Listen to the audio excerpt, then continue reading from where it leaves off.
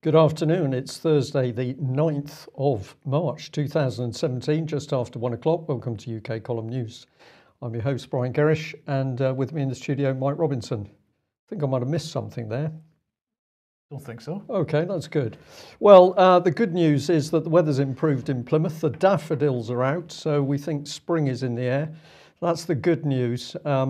But you've been looking closely at our illustrious leader, Theresa May. Well, Theresa May, of course, has been right across the mainstream media late yesterday and today because of her behaviour at Prime Minister's questions yesterday, and particularly the laugh.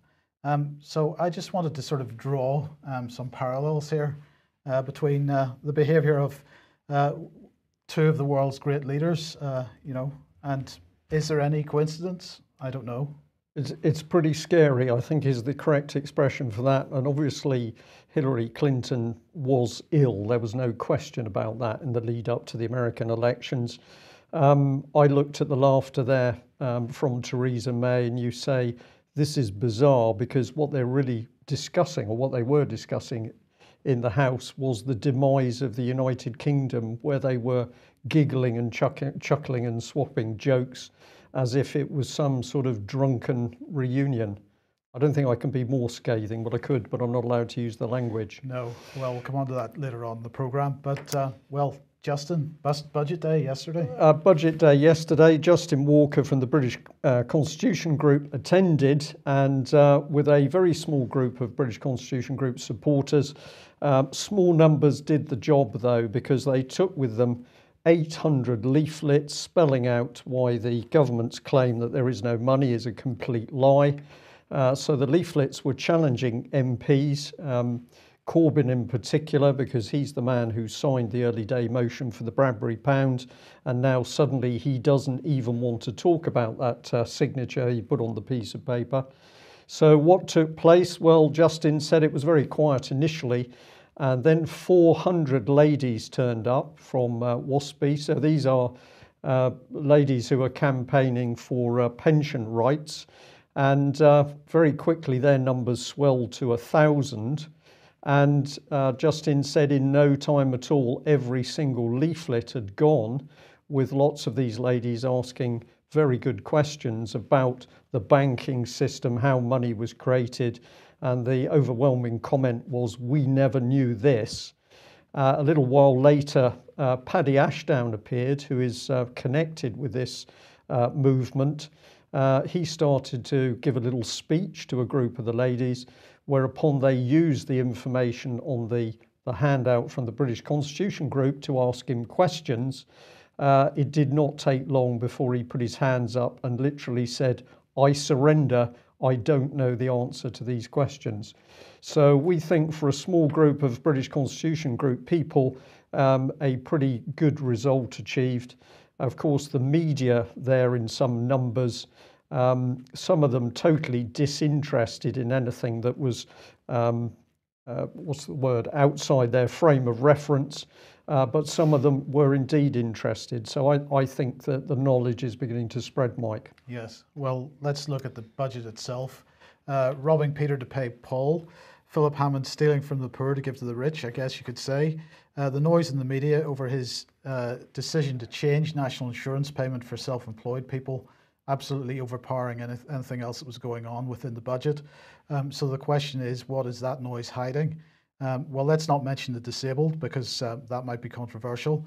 He, of course, cut corporation tax by £6 billion, but that didn't change the fact that as of next week, disabled people will have £30 per week taken away from them, because 12 months ago, the Conservative government cut personal independence payments in a bid to save £4.4 billion for the Treasury. So Hammond had this to say this morning: it's only right and fair that we should take a small step to closing the gap between the treatment of employed and self-employed people, because it's all about fairness. And I'm sure everyone will agree with me that cuts to personal independence payments for disabled people, while at the same time cutting corporation tax for large corporations, is extremely fair, Brian. But what else is going on? Well, foreign aid will continue to be dished out and will actually increase by £300 million. So Priti Patel, very happy about that. She didn't, of course, say what I have on the screen there, but that is the point. The money makes Priti Patel very happy because she can foment all kinds of war with the kind of budget that she's got. What is that budget? Well, she now has over £16 billion to play with between now and 2020. Well, the other thing that Hammond was talking about was the Midlands engine strategy, because he launched that yesterday as well on the back of the budget. Now, Hammond had said that he needed £2 billion for social care, and that had to come from somewhere. So he's decided to target the self-employed for that. But in fact, he's putting a whole pot of money into this kind of stuff.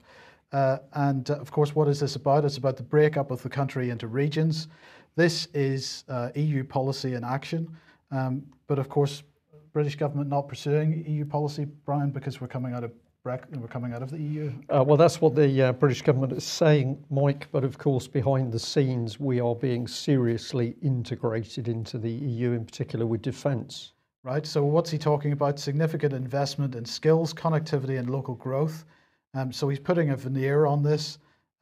He's going to invest £392 million in the Midlands from the Local Growth Fund. And that cash is apparently going to support innovative projects, including creating a global hub for space technology in Leicester, because you can do a whole lot with 300 million. I mean, 300 million is nothing towards space technology, so they're not really taking this seriously. So what is this really about? It's about breaking up the country. It's about their big society agenda. We're going to have more to say about that today. £20 million in the Midlands Skills Challenge, £4 million to support the operation of the Midlands Engine Partnership, whatever that is. I'm sure there's no common purpose involvement in that at all. He said that the Midlands Engine Strategy is an important milestone, setting out the concrete actions that they're taking. This is all about setting out, enhancing the UK's position as a world leader. It's all about global Britain. Well, who else is pushing this policy? Well, of course, it's the likes of the Joseph Rowntree Foundation and all the usual civil society organisations pushing forward with the big society agenda. And that's part and parcel of what this is. And I think we need to encourage all of our viewers and listeners to research these change agent charities and trusts like Joseph Rowntree. They are getting huge amounts of money. They are completely political in what they do. They claim they're independent, but if you follow the money streams through, these are controlled change agent organisations. And we're going to be commenting in a minute about the links into big society. Another thing that he said was that yesterday, of course, to enhance the UK's position as a world leader in science and innovation, I'm allocating £300 million of the fund to support the brightest and best research talent, including fellowships focused on STEM projects. Now, this, of course, is science, technology, engineering, and mathematics. And I've been wondering for quite some time why the government is so keen to push STEM, because this is the type of thing that actually many people would be calling for, but it's unlikely to be something, in my opinion, that the government would be promoting unless there's something else going on in the background. Should we be investing in STEM? Of course, we should be investing in this type of education, but the investment, as we've pointed out here, is almost non-existent. So there must be something else going on here. I mean, if we take the infrastructure pipeline as an example, there are almost no fully funded projects, and there was no great new announcements in the budget yesterday for infrastructure pipeline projects. So the £300 million is going to turn Leicester into a global hub for space technology. That's laughable. If we compare what Britain is doing to what China is doing, for example, with the Silk Road projects, then we can only say that this is just veneer. But let's look at who else is promoting STEM. It is, of course, Common Purpose. 3350, the action starts now, and we look on down through that. They're running a program called U-Growth, an educational program that encourages STEM students to work in the renewable sector and also to mentor younger students. So this is something that Common Purpose is driving. The government is driving it. What is it about? It's about networks. They're creating networks. They're drawing more and more people into Common Purpose style networks in different different sectors, but it's not about actually driving a policy of development, engineering. We're just not seeing the government policy, on a broader scale than just mere words. I think the other thing we can highlight is, of course, this is not a budget which is about jobs, manufacturing, engineering, production. This has got an immensely strong socio part to it. So this is social engineering being drifted in through a budget which should be looking after people's welfare. Have they got enough jobs? What's the quality of the work? Are they earning enough? That's all pushed to one side. What we've got is a flow through the budget, which is social engineering. Now we've got Ian Crane in the wings, and perhaps it's now time to bring Ian in. Ian, good morning. I understand you're in a very nice location, Harwood House Hotel in Buckinghamshire, which is going to be the location for your AV8 event. It is indeed. It's a beautiful day here, and I have to say the surroundings are somewhat more conducive than being on the front line of the anti-fracking campaign in Lancashire, as I was yesterday. But yeah, this is the AV8 venue. It's a stunning location here in Buckinghamshire, about 10 miles from Milton Keynes. And what's interesting, Brian, is listening to the comments that you guys were making just now about what is unfolding in the UK and Jeremy Hunt's budget yesterday. A lot of the subjects that are discussed at AV events, unfortunately, are now coming into manifestation. Yeah. And of course, I don't think any of the speakers claims to have any special insight, but they do research and they do read the scripts.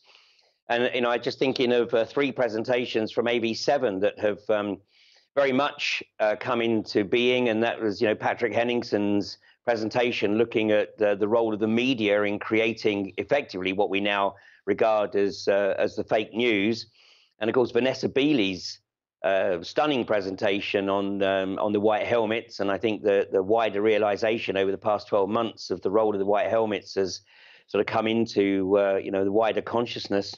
And then my own presentation, which was a month before the EU referendum, where effectively I stated that there was a distinct probability that the result would be to take us out of the EU, and then to go through the systemic and systematic destruction of the UK as a nation state. And everything I've just heard you guys talking about, that's now coming into play.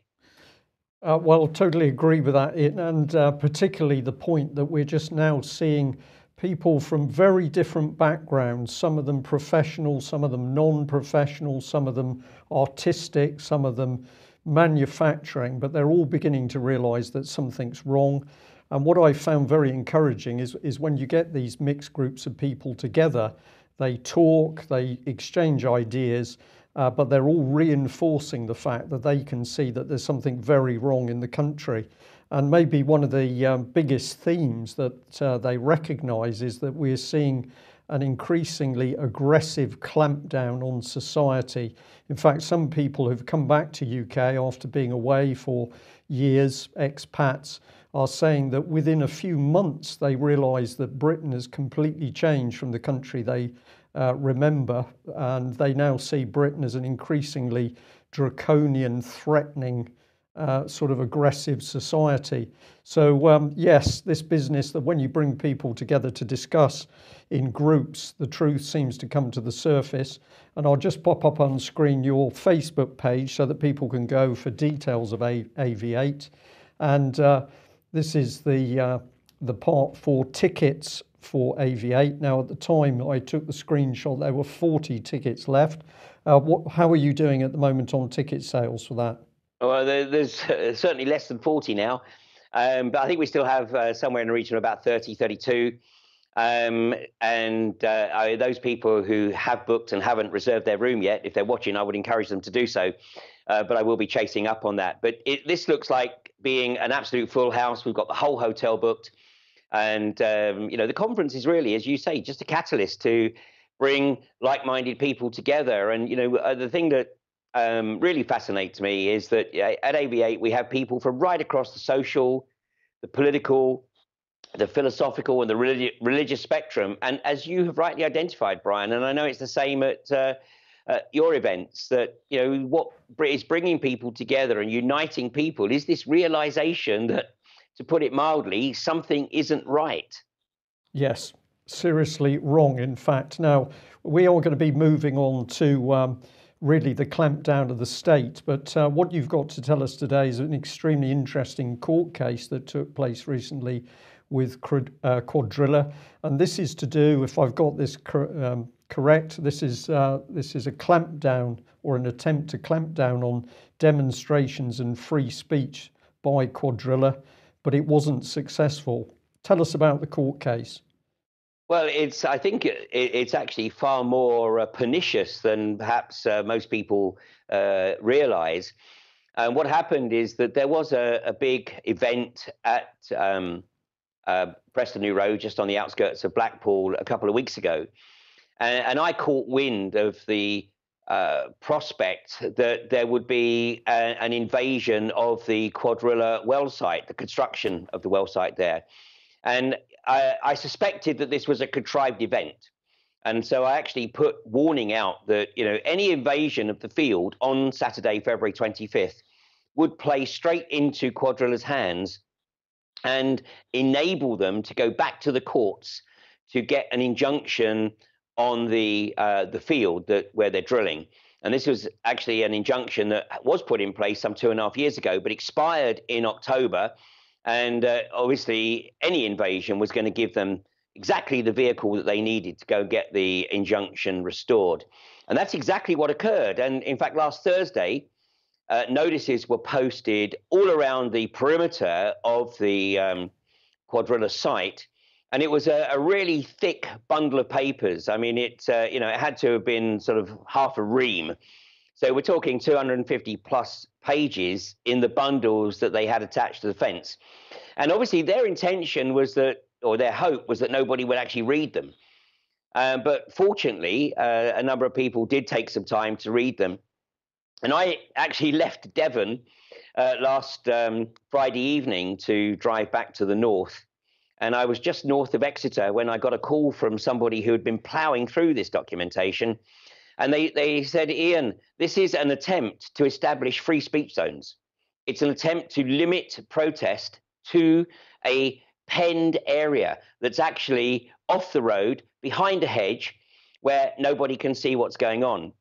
And I said, well, you know, if you're right, then obviously this has to be challenged, because if that goes through and is just rubber stamped, it will set a horrendous precedent. So I spoke to a couple of other people, asked them to check the paperwork. They all said the same. I didn't actually get to see the full paperwork myself until I picked up a set on Sunday afternoon. But with a team of people, a small team, about half a dozen or so, we worked through the weekend to put a case together to challenge this attempt to establish the protest pen, the free speech zone. And obviously in that short time, we couldn't get any legal counsel. We couldn't find anybody from the legal profession to represent us. But actually that, funnily enough, actually worked in our favor. So I went back into court in what is now becoming very familiar to me as a litigant in person. And the judge agreed to allow me to present my case. Actually, I was trying to get an adjournment of 28 days to enable me to get proper legal counsel to present a fuller case. But that said, the judge absolutely understood what it was that I was objecting to, because I made the observation that, you know, it was very difficult, in fact, perhaps impossible, to contest the application to restore the original injunction because of the invasion. So I wasn't contesting that. What I was contesting was this whole drive to establish out of sight protest pens well away from the actual location and well away from the public. And of course, another part of this was to prevent public scrutiny of Quadrilla. And of course, Quadrilla, along with all the other companies that are part of the unconventional gas agenda, i.e. the fracking agenda, their track record is somewhat less than perfect. And that's a massive understatement. So eventually, as the judge realized, you know, what was at stake here, and although he denied my application to establish a 28-day adjournment, which I told him I would appeal, on the basis of the fundamental importance of this issue.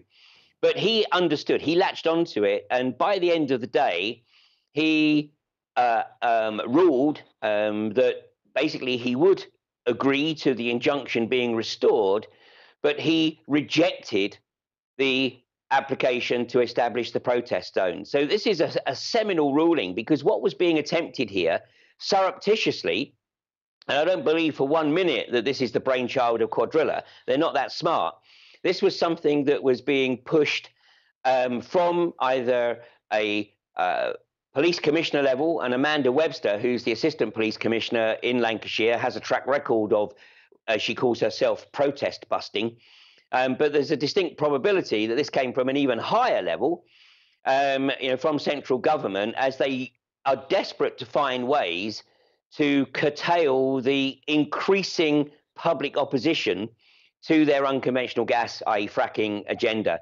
So as of Tuesday morning, had we not challenged that case in the Manchester courts, not only would there have been protest pens established, they would have been built overnight, and people would have been forced off the road into the protest pen, but it would have established an absolutely seminal precedent whereby basically anyone who fears public opinion, or public opinion that is different from their own agenda, could have applied to the courts and then used this precedent to establish these protest pens, these free speech zones. So fortunately, getting it overturned, and I have to say that I was very, very impressed with Judge Rayner's handling. I mean, he explored every possible avenue from both arguments, Quadrilla's arguments and our arguments, and his ruling at the end of the day, in my opinion, was absolutely right. And once again, the judiciary have upheld that fundamental freedom, i.e. the right, what is embedded in the European Human Rights Convention, Articles 10 and 11, the fundamental right to assembly and the fundamental right to free expression. And of course, Theresa May and her cohorts are desperate to undermine the European Human Rights Convention and to establish their own Bill of Rights. But of course, that Bill of Rights is a total misnomer, because actually it will be a bill of removal of rights. So what we have seen over the last few days is a massive attempt by the corporatist state to limit freedom of expression, to limit protest. And what we have seen at Preston Road over the last couple of days is an increase in the level of police aggression. And certainly last night was a prima facie example of that. And if people go to my Facebook page or the Fracking Nightmare Facebook page, they'll see my live stream video, which only runs for about 25 minutes. And what you'll see is the whole tone of policing change. And this was gratuitous aggression. It was totally unnecessary. Effectively, the protest for the day was over, and these level 1 tactical aid units, the TAU, had been held back. They sat in their vans through the day, and then they waited until the vast majority of people had sort of gone home, and then they decided, as an exercise, a training exercise, just to see how much the testosterone could be brought into play, and literally push people up the road. I was shirt-fronted up the road for a significant chunk of the way. A gentleman, not much younger than me, but standing next to me, had his phone knocked out of his hand as he was filming. And as he went to grab his phone, he was pushed to the floor. We've subsequently learned that he's broken his wrist. And people can see the video for themselves and they can make up their own minds. But my point is that it was totally gratuitous. And the primary purpose, the sole purpose of this was to be intimidatory, to try to discourage people from participating in peaceful protest. But the reaction to that is that this morning there is an 8-man lock-on outside the entrance to the Preston New Road well site.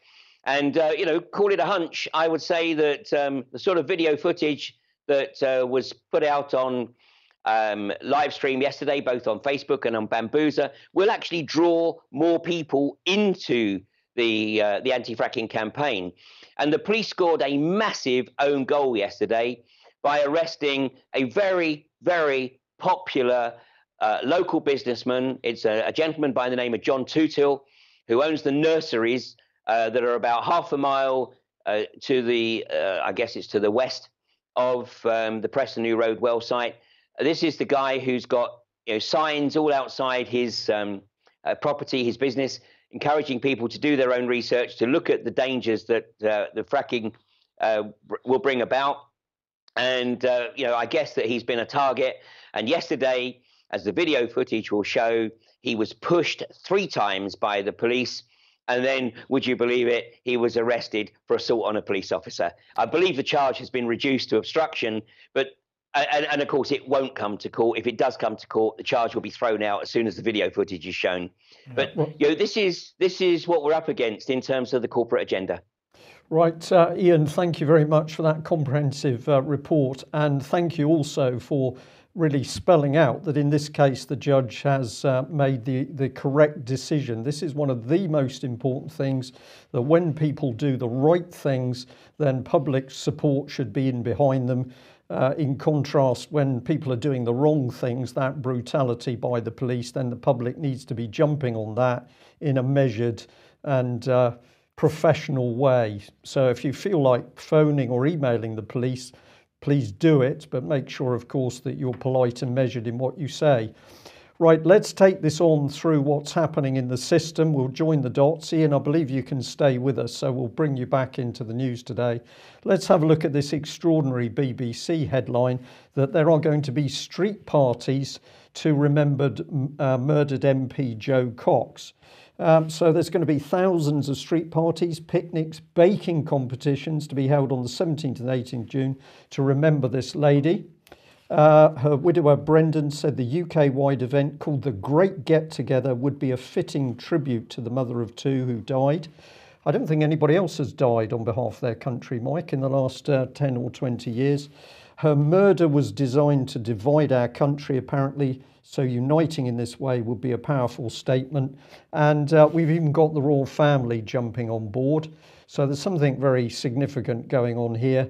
But when we get into it, what we're really seeing is that this is the charity and third sector coming together. And this is an event which I've called mesmerising the public mind. So all of this focus on one woman who's died as if nobody else, with no disrespect to Jo Cox, but as if nobody else has died in support of their country. But when we get into the BBC detail, what do we find? Well, let's bring this up on screen. This was the UK column's analysis of David Cameron's Big Society. And we did a diagram to show people how it all worked.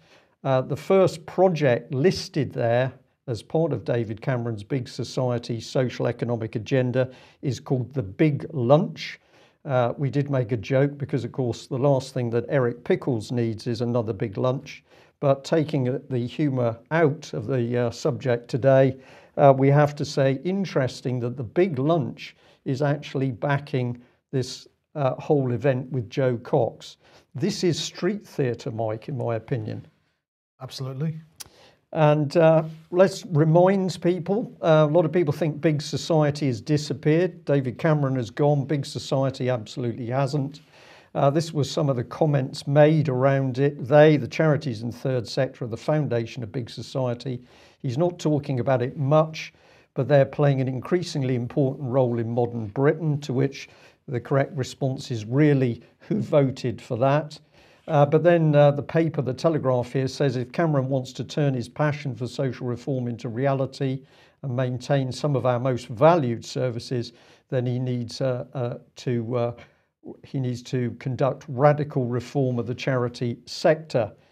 So this is interesting stuff. Big Society is big government. The lie is that it's nothing to do with big government. This is driving government to the lowest possible levels of society. And what we've got going on here is the creation of a super socialist police state, and Ian Crane just describing the sorts of behaviour we would expect to see in a police state: aggressive, brutalised policing. Well, is it just our imagination? Eric Pickles, what has this man said in the past? He says, we are going to shake up the balance of power in this country. We're going to change the nature of the Constitution, be in no doubt about our commitment to localism. I know I look like an unlikely revolutionary, but the revolution starts here. So no mistake in what we're looking at. This man boasting to the nation that our Britain is to be broken apart for their new social agenda. And I'll run through this very quickly, but if you look at what these politicians have done, they've destroyed trust in MPs, they've destroyed trust in Parliament, they've injected the power of the EU, they've undermined the Constitution and common law, they're in amongst families, morality, they're destroying faith, they are reducing political debate, as we saw in Parliament yesterday, to childish nonsense. The press and media are to be put under government control. That's Leveson. But this is the key bit. Local authorities partnered with the police, mental health, education, social services, charities, private corporations, all brought together. That is what big society is. And that is what this team have created in order to take apart the fabric of this country. Now, Ian has discussed one dangerous precedent today. Let's look at another one. And this, at first glance, this seems like a small thing. This is a Guardian article. Flocking Hill Council plans to ban swearing in Rochdale. They're saying that the council leader is defending proposals to fine people £100 for using abusive language. And obviously, the usual suspects are saying this is a breach of human rights. Rochdale Borough Council is going to introduce what a public spaces protection order. This is the next generation antisocial behaviour order. It's one of the, because ASBOs were split into various different types of instrument, and public spaces protection orders is one of them. And it would lead to anyone caught using foul and abusive language being warned, moved on, given an on-the-spot fine. The Guardian saying begging, loitering, antisocial parking, playing loud music, loud revving car engines, street drinking, unauthorised charity collections, skateboarding would also be banned under the move, and also a curfew for people under 18. They would not be allowed in the town centre between 11 p.m. and 6 a.m. I believe I'm right in saying that was trialled out in Cornwall many years ago, 10 years ago, something like that. So. Okay, but what we're talking about here is the council now wanting to control people's behaviour in a way that we've never seen before. And while many people may view that they don't want to go into the town centre and listen to other people swearing or dropping litter or whatever it is, those are social issues which are not for the council to resolve. These are societal issues that we should be resolving as a community, not being imposed from the top by the council. Totally agree. Well, let's look at who's pushing this through. Here he is, Richard Farnell. Well, he's in line for, as being described here, 51% rise. Basically, this is pay rise. What this article is saying that Farnell currently receives a basic allowance of £7,812 plus a special responsibility allowance. As leader of £23,412, that totals £31,224. But they're going to raise the basic allowance for councillors by 34%. They're going to raise the special responsibility allowance, and they're going to raise various other allowances, giving an overall pay rise of 51%. That's on top of his basic salary, which is already obscene anyway. So perhaps this is why they need to bring this in, to pay for this stuff. What did he have to say? I make no apologies for trying to make Rochdale a more welcoming place for people to enjoy. He said, offensive and abusive behaviour is already an offence, but police resources are stretched in dealing with this low-level crime. We are working in partnership with them to use our powers to deal with this more effectively. And this is what this is all about. Power. It's about more powers being removed from the police and being put in the hands of private organisations. So, this will not be down to council staff to deal with. This will be outsourced to a G4S or some other typical security company to be patrolling the streets. We won't know whether we're being stopped by the police or by some private security firm. They're going to be handing out tickets as they see fit. And of course, it's for profit. And that's the key point here. But, unfortunately, poor old Farnell double standards. A bit of a double standard here, because this headline from not too long ago, Rochdale Council leader Brand's political rival a turd on Twitter. So there you go. He's not too concerned about using unpleasant language himself when he feels like it. This is very serious. Ian, if we just bring you back in on this for just a brief comment, this is very, very dangerous control of society. You've just mentioned the corralling of demonstrators. Well, that one seems to have been pushed to one side. Now we're going to have the local council telling us what we can say in public. Well, and once again, it'll be down to the judiciary to uphold the freedom of speech, freedom of expression. And as has been ruled in numerous cases, swearing is not a criminal offence. Abusive language directed at somebody is a different ballgame. But generic swearing is, one might argue, an unfortunate part of modern society. But nonetheless, the reality is, if the words are simply used in a generic sense, that's part of what the free society is all about. I made the observation on my court submission that if what was being proposed was in Russia or Syria or Iran or North Korea, then the British media would be all over it like flies on the smelly stuff, and using it as an example of how freedoms are being curtailed in these oppressive countries. But this is all smoke and mirrors, because obviously what we're seeing in this country is effectively the push towards the corporatist state, where anybody who either doesn't fit into the corporatist agenda, i.e. the disabled, or those who elect to live their lives on the fringes of society, let's make sure that we pull all support away from them and they basically just go away and die. And, even those who are able to contribute to the corporatist state, we're going to restrict dissent. And, it starts by limiting, obviously, free speech to protest zones. Then it moves on to limiting what you can actually say in public. And, of course, it's political correctness, just taken to a whole new level.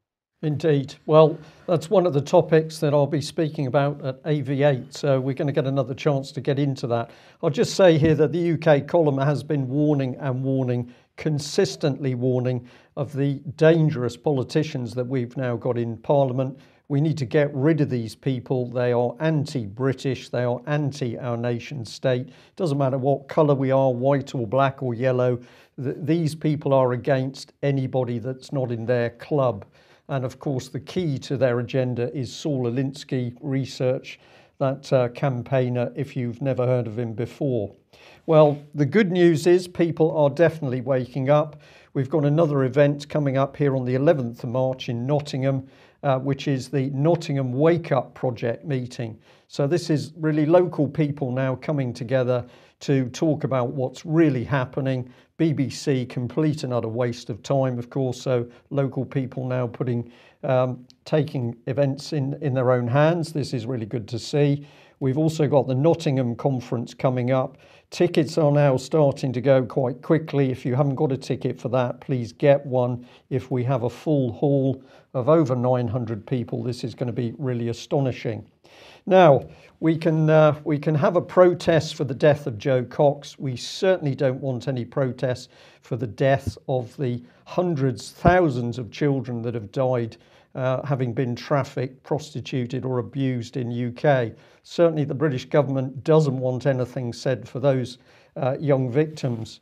So I'll just bring up this article. Thank you very much to the person who sent it to me, the County Gazette, saying that something was very interesting was happening in Taunton because residents of a street had received a letter saying that the body of Jeanette Tate, who's the schoolgirl who disappeared in 1978, was buried in one of the back gardens, and the anonymous letter accused the police of covering up. Now, on the right-hand side of your screen is a tweet that I put out back in April 2016. Devon and Cornwall police very aggressive to new information coming forward from the mainstream media and hostile responses to the fact that somebody was trying to get the police to react to new evidence about Jeanette Tate. And how did Devon and Cornwall police respond, warning off a mainstream journalist? Well, it's very strange stuff. Let's have a look at this, which is where it gets interesting, because if we go back to the original time that Jeanette was portrayed in the press, she was portrayed as an 8-year-old. The photograph in all of the posters, in all of the articles, was of an 8-year-old girl, when in fact Jeanette was 13 at the time, and her appearance was centre of the ringed photos there of a young girl. Now, many people have said there is something extremely strange about this. Photos of Jeanette as a 13-year-old were available, but none of the mainstream papers, none of the police posters portrayed her as that young teenager. They portrayed her as a little girl. Draw your own conclusions. Right. Now, last week we mentioned that today, 9th of March, the Queen would be unveiling the Iraq and Afghanistan Memorial, honouring the duty and service of both UK armed forces and civilians, according to the Ministry of Defence. Well, that happened this morning, and so here is an image of some musicians, military musicians. So the Queen turned up in purple to unveil this memorial. Here it is. It was described by the artist as being two monoliths, two white stones there, I believe, representing the Twin Towers, because that was basically 9/11 was the thing which brought us into those conflicts in the first place. Yeah. So she unveiled this, and in the center of the two monoliths, the sun, perhaps? The black sun. I think we're going to describe this for what it is. It's the black sun between two pillars. And I think this has got a totally different meaning from the one the public believe it has. Right. So, so that black sun on one side has some soldiers on it portrayed, and on the other side, the artist was very keen to present that he had decided to put on the other side of this disc images portraying how we've rebuilt Iraq and Afghanistan since we murdered 1 million people in Iraq. And we'll say, Ian, just before I bring you in on this, I just want to say I wondered very much whether Tony Blair would have the gall to turn up to this, and I have to say he didn't surprise me, because he did. So, Ian, what are your thoughts? Well, you know, what we're seeing right throughout the ruling parasite classes is a total lack of social conscience. And, you know, it's almost a prerequisite now to function at that level of politics or industry or in the police, of course, you know, to have zero social conscience. And, you know, I was reminded of a comment that a friend of mine made 30 years ago. He was a career police sergeant, and I asked him how he managed to get through each day. And he said, it's very simple, and I simply leave my brain in the locker room when I put the uniform on. Well, it's getting to the point now where, you know, these people don't just leave their brains in the locker room, they leave their hearts. And, you know, the reality is that actually the more outrageous their behavior, then the faster the masses awaken. And, you know, it's like the old Star Trek analogy, you know, the Klingon ships, before they could fire the shot that would destroy their enemies, they had to decloak. And this is what's going on right now. You know, this whole edifice of parasites who are operating on behalf of, well, that's another debate, of course. But, you know, they are exposing themselves for what they are. And, you know, the reality is it is up to us, because they rely on our apathy and our willful ignorance. And, you know, fortunately, an increasing number of people are reaching the point where they're saying, you know what, enough's enough. Yeah. And unless I get involved, then the legacy that we will be leaving future generations really doesn't bear thinking about. Totally agree with that comment. Well, let's come on to this. Something's definitely moving in the field of defence, because after UK columns started to warn people about the continued integration of British military forces into a fully integrated European defence system, with the French taking over the British nuclear deterrent, ultimately control going to Germany, but also the setting up of a treasury, full research and development and military procurement. We've now finally got the Bruges Group waking up. and highlighted here, this is what they had to say: anyone who thinks these plans, this is the EU creation of full EU military integration, anyone who thinks these plans won't affect the UK could be in for a nasty surprise. Well, we would say to that, actually, the surprise is already in progress, but at least the Bruges Group seems to be now paying attention to what the UK column is talking about. So well done them. Yes, well, just briefly, Theresa May is in Brussels today for the Leaders Summit there, 28 leaders discussing migration, security, economic growth. They're also discussing the re-election of Donald Tusk. The Polish do not want him re-elected because the ruling party in Poland despises him, so they don't want him re-elected. And they will also assess the implementation of the December 2016 conclusions on external security and defence. So today they are assessing the progress towards military union. This is something already in progress, and if you look at we can link to the document from December 2016 where they're describing this. They're also going to be later on discussing their preparations for the 60th anniversary of the European Union, so that's good. Theresa May, I think, isn't taking part in that particular discussion.